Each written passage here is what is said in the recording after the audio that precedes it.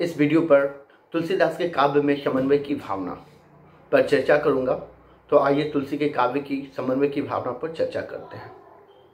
हिंदी साहित्य के स्वर्ण युग एक महान भक्त, प्रबुद्ध कवि व तत्वदृष्टा दार्शनिक महाकवि तुलसीदास ने अपने साहित्य के माध्यम से समन्वय की जो विराट साधना की है वो आज तक भारतीय जनमानस को प्रभावित किए हुए है। इसका कारण एक ओर उसकी सुंदर काव्य शक्ति है तो दूसरी ओर उनके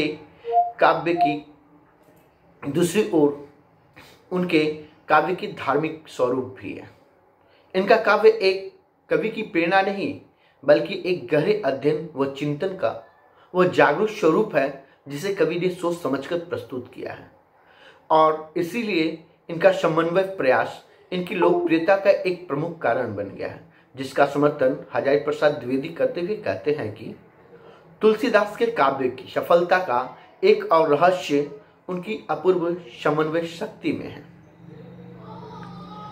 तुलसीदास का व्यक्तित्व भी अनेक विरोधाभासों का समुच्चय रहा है।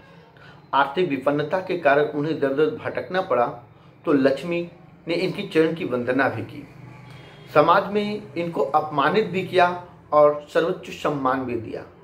ये रतिरंग में आखंड मग्न भी हुए और परम योगी संत भी। कहने का तात्पर्य यह है कि ये सच्चे अर्थों में संत थे, ऐसे संत जिसने भौतिक वैभव की क्षणभंगुरता को पहचान लिया हो तथा आत्म साक्षात्कार के उस सोपान पर पहुंच गया हो जहां मोहाकर्षण निरर्थक होते जाते हैं। इनकी दृष्टि में सांप्रदायिकता या भाषागत विवाद महत्वहीन अथवा पाखंडी मस्तिष्क की उपज थे और इसलिए उन्होंने समन्वयवादी दृष्टिकोण को अपनाया। समन्वय शब्द के शब्दानुसार के कई अर्थ हैं। व्यापक रूप में इसका अर्थ पारस्परिक संबंधों के निर्वाह से लगाया जाता है, लेकिन इसका एक विशिष्ट अर्थ में भी प्रयोग होता है और वह है विरोधी प्रतीत होने वाली वस्तुओं, बातों या विचारों के विरोध को दूर करके उसमें सामंजस्य बैठाना। तुलसीदास ने जिस समय साहित्य में प्रवेश किया था उस समय समाज, धर्म और राजनीति, भक्ति, साहित्य तथा लोगों के जीवन में अनेक परिस्थितियां परस्पर एक दूसरे के विरोध में खड़े होकर जनमानस के जीवन को कठिन बना रही थी। धर्म के क्षेत्र में शैव, वैष्णव, शाक्त के विभिन्न संप्रदाय दिन प्रतिदिन कट्टरता की ओर बढ़ रहे थे। सगुणोपासक जहां निर्गुण मार्ग को नीरस बताकर उनकी निंदा कर रहे थे तो निर्गुण पंथी भी सगुण भक्ति का विरोध कर रहे थे। जनता ज्ञान, कर्म और भक्ति के बीच चुनाव को लेकर असमंजस में थी।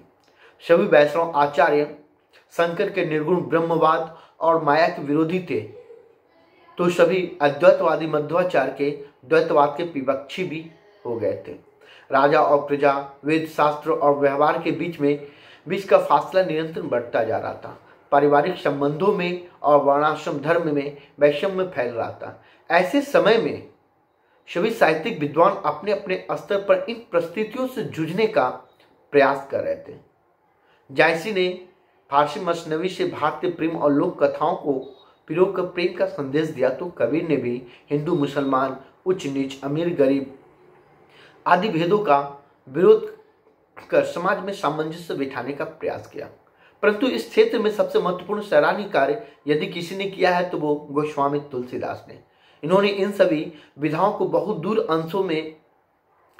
अंशों में दूर कर अपनी समन्वयवादी दृष्टि का परिचय दिया और अपना एक निश्चित दार्शनिक मत स्थापित किया जो मुख्यतः रामचरितमानस और विनय पत्रिका में हम देख सकते हैं।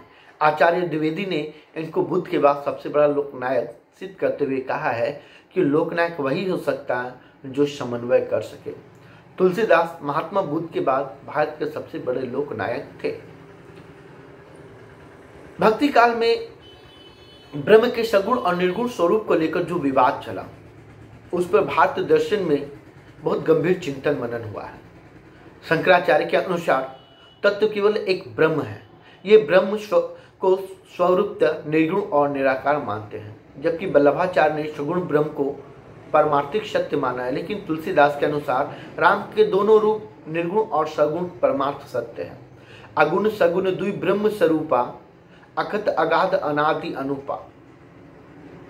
तुलसीदास के अनुसार निर्गुण और सगुण में कोई तात्विक भेद नहीं है, केवल वेश का अंतर है। दोनों स्वरूपों की अभेदता को स्पष्ट करने के लिए उन्होंने दृष्टांत भी दिया है। एक दारुगत देखिए एकु पावक, जुग सम ब्रह्म विवेकु। अर्थात अग्नि के दो रूप हैं, एक व्यक्त और एक अव्यक्त। इसका दारुगत अव्यक्त रूप ही व्यक्त होने पर दृश्यमान हो जाता है। इसी प्रकार ईश्वर का भी जो निर्गुण व निराकार रूप है वह दृष्टव्य नहीं है, वही प्रकट होने पर सगुण और साकार रूप में दिखाई देने लगता है। अगुण अरूप अलख अज जाई, अगुण अरूप अलख जग अरुण, अगुण अरूप अलख अज जोई, भगत प्रेम बस सगुण सो होई। और तुलसीदास ने राम को उसी निर्गुण ईश्वर का सगुण साकार व अवतरित रूप है, और तुलसी के राम उसी निर्गुण ईश्वर का सगुण और साकार अवतरित रूप है। हालांकि तुलसीदास के संबंध में यह भी कहना भी गलत न होगा कि उन्होंने निर्गुण की अपेक्षा सगुण की उपासना को ही अधिक श्रेष्ठ माना है, क्योंकि उनके मतानुसार निर्गुण उपासना केवल योगियों और ज्ञानियों तक ही सीमित है, जबकि सगुण उपासना के अधिकार सभी मनुष्य को है। वह सुरसरी के समान सबका हित करने वाली है, लेकिन साथ ही जिस प्रकार उन्होंने अपने राम को एक साथ ही निर्गुण और सगुण, निराकार और साकार, अव्यक्त और व्यक्त, अंतर्यामी और वहयामी, गुणातीत और गुणाश्रय दिखाकर जो समन्वय भक्ति के क्षेत्र में दिखाया वह अद्भुत है। सगुण और निर्गुण का यह विवाद भक्ति के अतिरिक्त दार्शनिक क्षेत्र में भी था।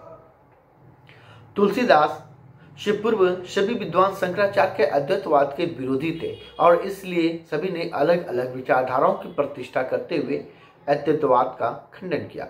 उन्होंने तुलसी शंकर के ब्रह्मवाद और रामानुजाचार्य के विशिष्टाद्वैतवाद दोनों से प्रभावित थे, और यही उनके अलावा अन्य मतों से भी तुलसीदास ने विचार ग्रहण किया था। ध्यान देने की बात यह है कि उपनिषदों और वेद संप्रदायों में जो मान्यताएं समान रूप से पाई जाती है वे तुलसीदास को स्वीकार्य है, परंतु जहां अद्वैतवादियों और वैष्णव वेदांतियों में मतभेद है वहां उन्हें समन्वयवादी दृष्टि से काम लिया है।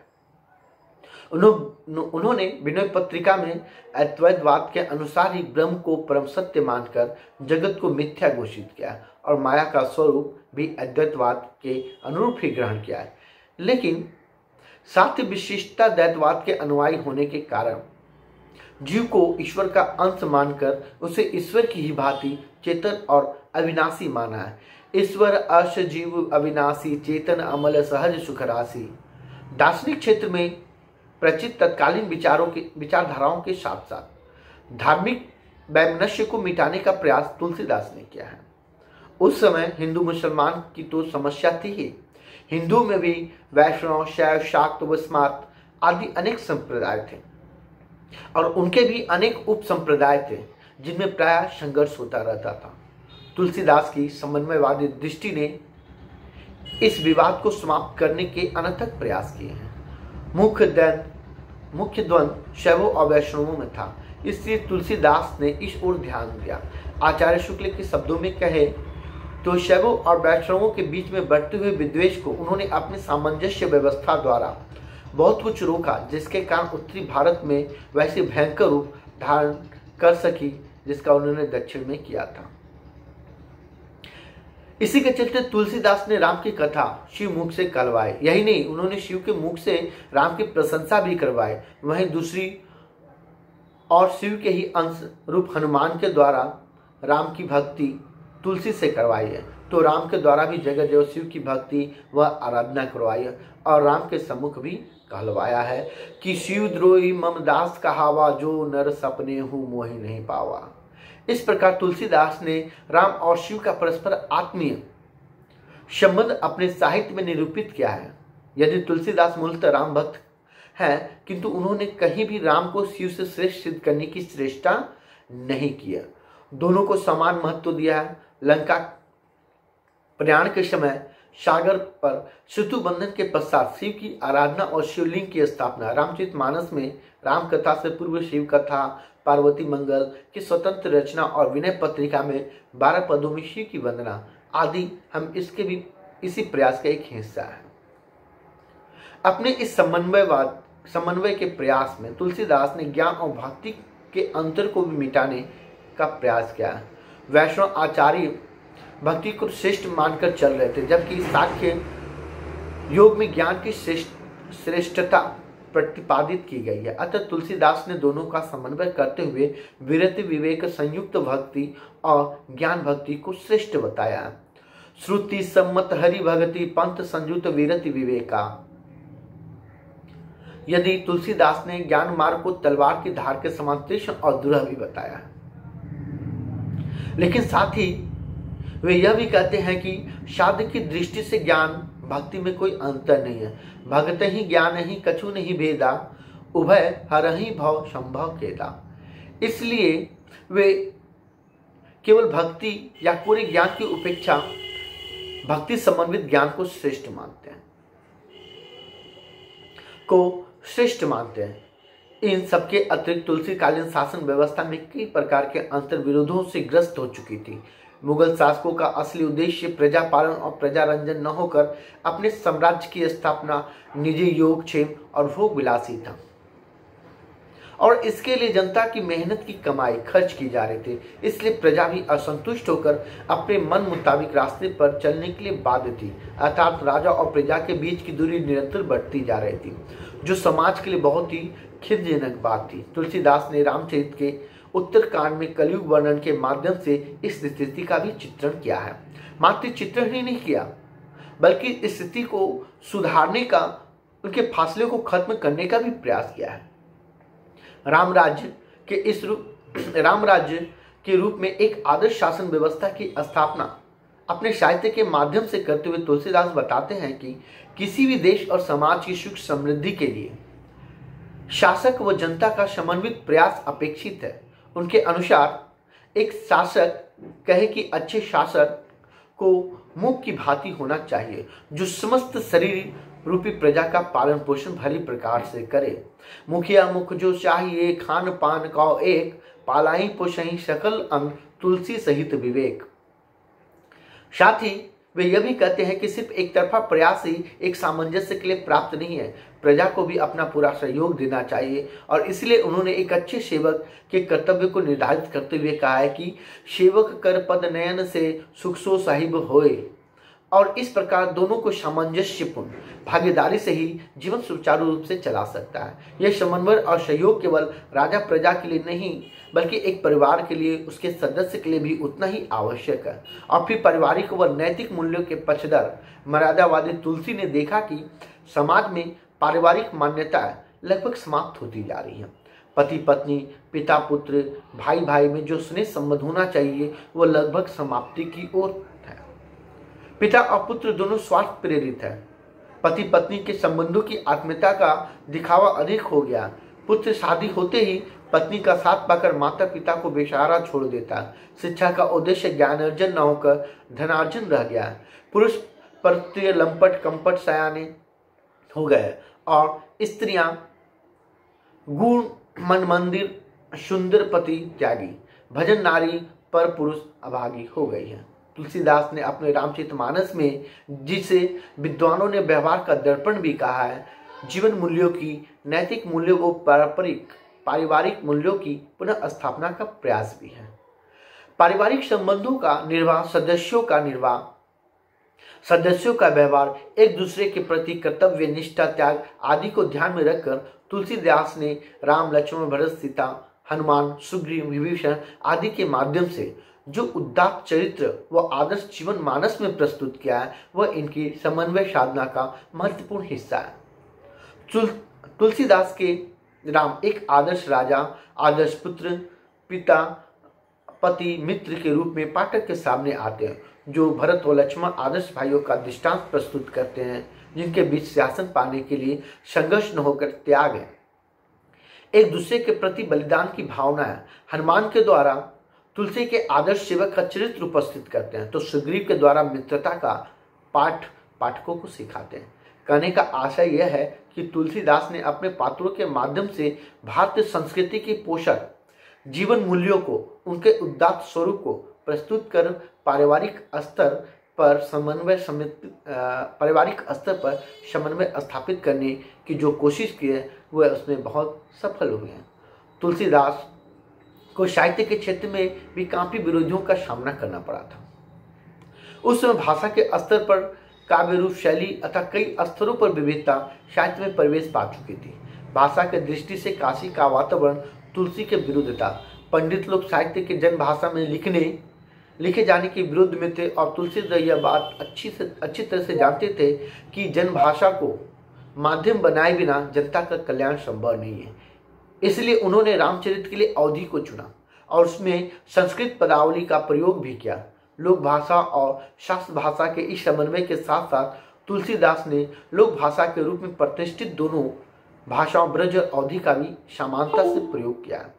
रामचरितमानस, वैरवे रामायण, पार्वती मंगल, जानकी मंगल और रामलला लहचू का माध्यम अवधि को बनाया है। विनय पत्रिका, कवितावली, दोहावली व गीतावली की रचना ब्रज भाषा में की है।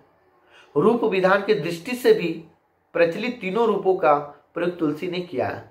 प्रबंध रूप में रामचरितमानस, निबंध रूप में राम लला नहचू, पार्वती मंगल व जानकी मंगल तथा मुक्तक के रूप में कवितावली, गीतावली, दोहावली, विनय पत्रिका आदि की रचना की है।